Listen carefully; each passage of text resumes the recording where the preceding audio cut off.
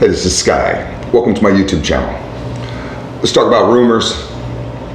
I've had some funny rumors told about me in the past, especially here in this town, in Daytona Beach. We moved our motorcycle shop here in late 2003, early 2004. I think it was 2004. I'd have to ask my brother. I don't really remember.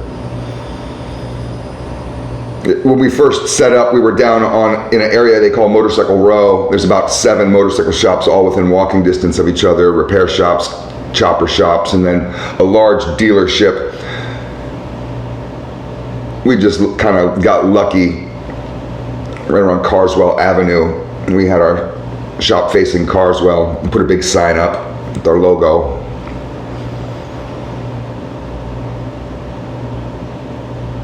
We became pretty high profile in the beginning, and people started talking, wondering about what was up with us, because we got all the wrong attention from the moment we opened our doors. I had 3 different motorcycle clubs, 1% motorcycle clubs, come through the shop and interview me, ask me questions, almost like an interrogation. You know, what are you doing here? Who are you? Why are you here? We heard that you're here and that you have these connections, and what's up with you, and all this kind of stuff. It was the Black Pistons were the first ones to come through.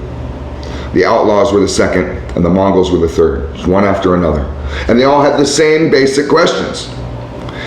Also, at that exact same time, I had the local police, some kind of detectives. They could have been detectives from the police department or the sheriff's department, could have been FBI, and then the sheriff's gang task force, that unit, the green team, whatever they are.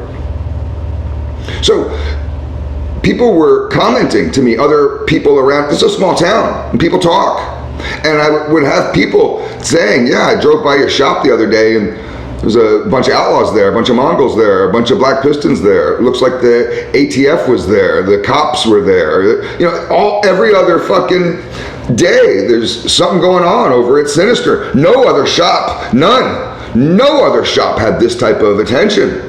So it was confusing, even to me. Both me and my business partner were just like, what the fuck, dude? Well, we passed their little interview period. I just figured it's a small town and we're big city slickers from Los Angeles, and they're just wondering what's up with us, I guess. I don't know. I assumed any shop would get that attention, but I learned later that nobody else got that attention except for us. We were the only ones. And I don't know if any other shop in the history of this town has ever gotten that attention. If you own a motorcycle shop in Daytona Beach and you're watching this, tell me, has that happened to you? Did that shit happen to you? So maybe that's where it all started with these rumors. I set up a little store at the flea market as kind of an overflow spot. Everybody in this town goes to the flea market. Everyone. I could go out there tomorrow, it's Sunday, and see half of the people I've ever met in this town. People are out there all the time. It's a massive, sprawling compound. It's gigantic. You spend all day there. You have everything you can imagine.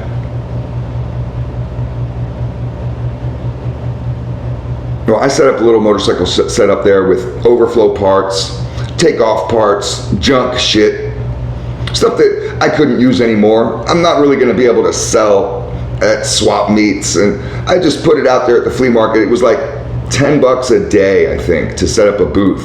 So that's not hard to do. Show up with a truck full of parts, spread them all out. I ended up setting up a little store. First we started off with just tables, but I ended up setting up, they have actual storefronts in there that you can rent. I rented one of those, and we had just a full-time satellite location for takeoff parts, and I ended up getting helmets and jackets and vests and all kinds of stuff like that too. Wallet chains.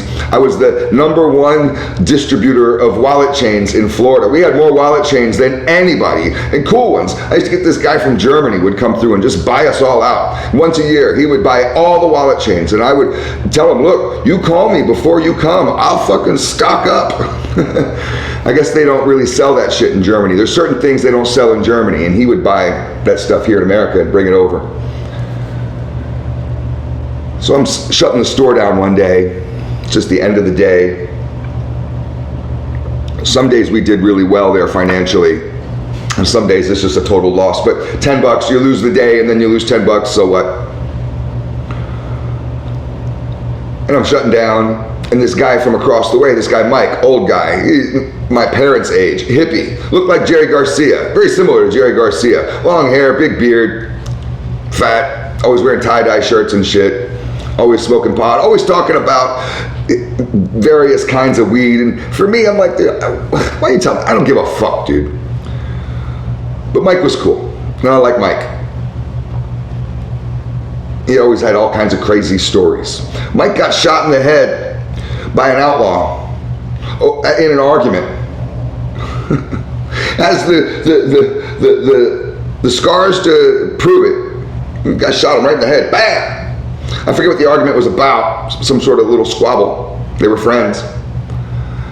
And then they were enemies for a long time. And then they made up. And he's currently friends with the man that shot him in the head. Just weird. I don't know if I could do that. If I could forgive like that. You shoot me in the head. I don't know if we could hang out again. Mike apparently can. So Mike came over to the store. And he gives a good look this way. Gives a good look that way. Does it a couple times. And he's like, I gotta talk to you.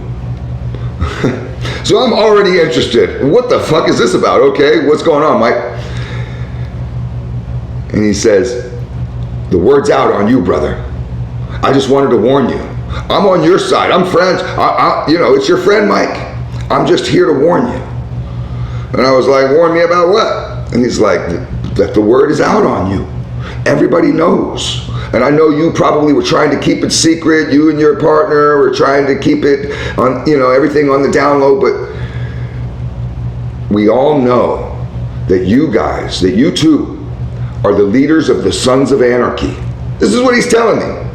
And he says, we know that you're the leaders of the Sons of Anarchy. And that you came here from California, right? And I said, yeah, I came here from California. And he says, yeah. And you're setting up here, this is you're using this as a front. This flea market as a front. And this motorcycle shop as a front. And you're setting up a chapter here. Everybody's talking about this stuff, man. You just got to be careful. I warn you. And he walks off with like his eyes all bugged out, and he's looking around as if there's black helicopters and feds about to close in or some shit. He scurries off. Me and my partner, we just burst into laughter. Sons of Anarchy. It's a goddamn TV show. It's a TV show. There's no such thing as Sons of Anarchy. It's a TV show. Jax, and that's Daytona for you. It's all just part of my life. Thanks for watching.